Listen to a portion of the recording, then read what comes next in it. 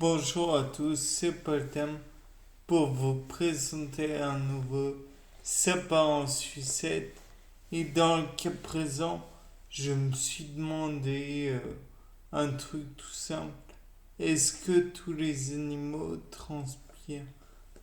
Donc, et s'ils ne transpirent pas, est-ce qu'ils peuvent faire face à l'hyperthermie de leur corps par d'autres moyens? Donc, bien sûr, nous savons que l'être humain, Homo sapiens, c'est la ribambelle d'être humain qui va avec, qui a colonisé le monde, en fait, il faut le dire, qui a soumis bon nombre d'espèces.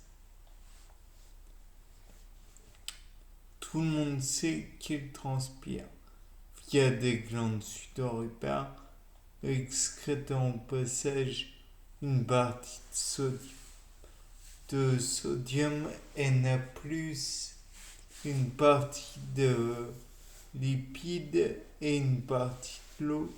Enfin bref, en somme, Homo sapiens et tous ceux qui m'ont avec réussi à transpirer. Ça, c'est un fait. Mais pour les chats, par exemple, Félix Félix, les... j'ai trouvé sur internet, ça vaut donc ce que ça vaut, pas grand chose, euh, qu'ils transpiraient par leur coussinet. Donc, en conséquence, j'imagine que bon nombre d'animaux possédant des coussinets, comme les chiens, peuvent, canis canis au fait, euh, peuvent transpirer par leur coussinet. À noter en revanche que le chien halète, donc il peut aussi réguler sa température corporelle ainsi en faisant venir l'afflux sanguin dans sa langue afin de refroidir via des, comment dire, un free clean, si je puis dire, donc l'utilisation de l'air pour refroidir. En ce qui concerne l'éléphant, comme je l'ai dit précédemment, c'est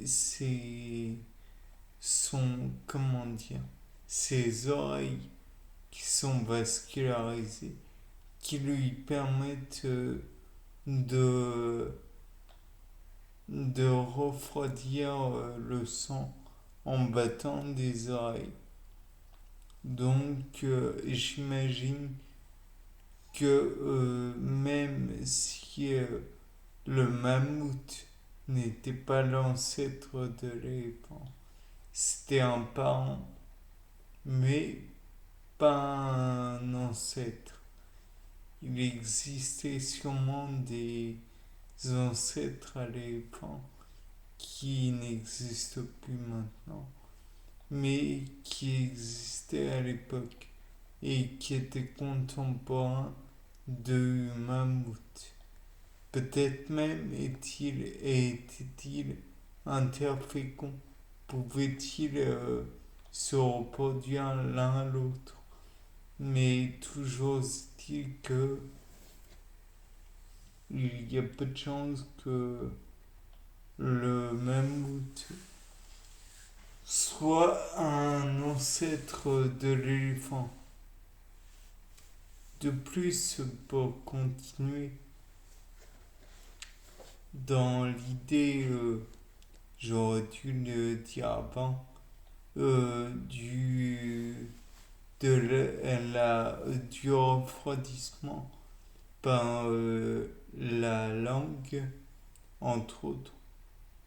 Il faut dire aussi que le palais est vascularisé chez les poéchilothermes que sont les crocodiles par exemple, à voir chez le parent de Komodo, mais il est possible aussi que cela soit le cas. Bien. De là, on peut aussi envisager que les poules, qui sont des reptiles, poules, ou d'ailleurs tous les volatiles, puissent avoir recours